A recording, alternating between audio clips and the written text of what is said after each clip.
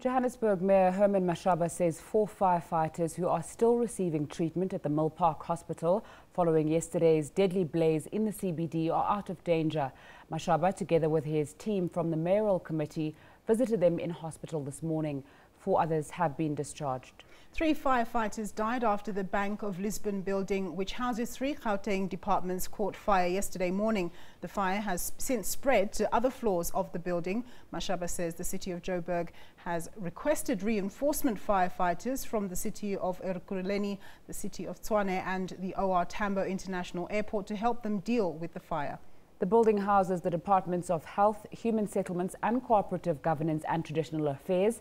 The DA says it has submitted a motion to the Gauteng legislature calling for the resignation of 2 provincial MECs over their alleged failure to heed warnings about the unsafe conditions at the building. Gauteng MEC for Infrastructure Development, Jacob Mamabolo, admitted yesterday that the building, which is owned by his department, was only 21% compliant with the Occupational Health and Safety Act. Whether they belong to government or not, or private sector, we cannot allow a situation where we let our people live in this type of conditions. So I think it's important to ensure that you as the media hold us accountable to ensure that we get our people to live in conditions that are habitable. But obviously it's really very disappointing when it even including government buildings that do not comply. That actually demonstrates to us that the breakdown of the rule of law in the city of Johannesburg, it's something that unfortunately it is not negotiable. Unfortunately, for me as running a municipality, in terms of our competency, where we need provincial government and national government to really work with us. Meanwhile, the family of one of the deceased firefighters has taken to social media to express their sadness. 3 firefighters died yesterday while fighting the blaze in the high-rise building in the inner city. For more on the story, we cross to our reporter Gillian Pillay in Johannesburg. Good afternoon, Gillian. We're seeing the fire restarting after we were told it was going to be extinguished yesterday. A very good afternoon to you. Yes, you know, we've been out here now for several hours and it's been literally a battle trying to extinguish the fire that seems to have a 360 around the building of Lisbon. That particular floor that we are panning up at, the 14th floor, seems to be one of the most problematic areas where the fire just can't seem to be extinguished. What we saw a short while ago, something like 10 minutes ago, we saw relief firefighters in teams of 10 going into the building, relieving other teams, and they are only in there for, we understand, for 30 minutes at a time, and that's why teams from all over Gauteng have been deployed to this particular area. What we do have here is the nerve center from where operations are being run, this temporary station where all the EMS inquiries are being brought to, is dealing with the manpower and the resources. We've seen something like 10 fire trucks being brought into this area in the past 3 hours. The roads around this area have been completely cordoned off.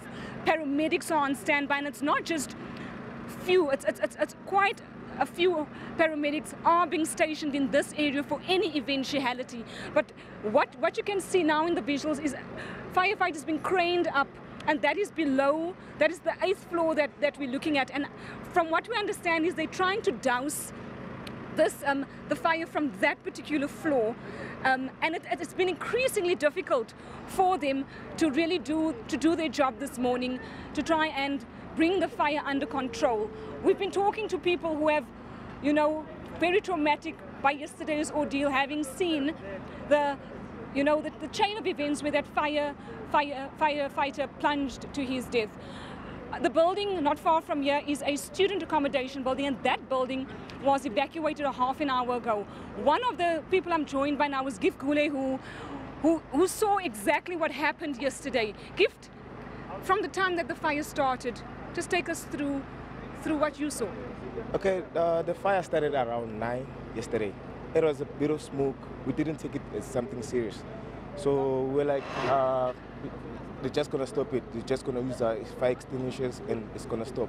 But then as time went by, there was a like the fire escalated everywhere. The building was full of smoke. It was black, and then firefighters were downstairs, and then they tried going up because they were rescuing people outside from inside the building. But then, as something traumatic happened yesterday, everyone saw it. The students saw it. A firefighter like went down from the 23rd floor, so everyone is traumatized. So I stayed at the 14th floor, the last floor from our building. So I couldn't sleep the whole night because the building is busy exploding and stuff. So now they just evacuated us from the building because of safety reasons. But then the situation is really bad. Like, it's more than bad. Like, even 9/11, this is the first time I've ever seen something like this. You were saying when I spoke to you earlier that the firefighter was on the balcony and you could see that it was quite dangerous. Just detail that episode. Okay, the firefighter. Okay, I think there were about 5 firefighters outside, because they're trying to move from one office to another using windows. So I think the window exploded and then he slipped off. He went down and he crashed down. It was very bad. Even now, some people went home, but then it's really, really bad. I can't even take a shower. I haven't eaten because I'm standing in the window trying to see if maybe if the building falls, I can at least run to safety. You're quite traumatized by the events, naturally so. Like even now I'm speaking, but I'm just trying, but then I'm really traumatized. I've never seen something like this. You were saying that you think this is one of the worst fires because you have been in this area for something like 3 years? Yeah. Something like this has never happened because there's been fires, but then it would only take them for a day to stop the fire. But it took them more than 24 hours because when I came by yesterday coming from school, the firefighters told us that we should relax.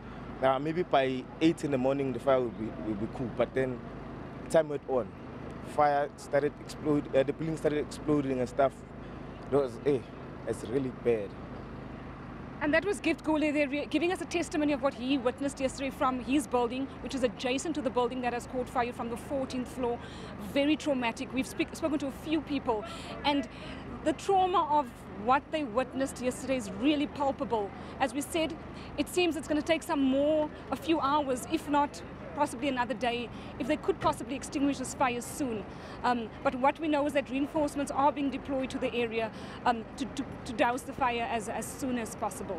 Back to the studio. Gillian Pillay coming to us live. They're giving us an update on that fire. She will continue following the story, and SABC News will continue giving you updates about that story.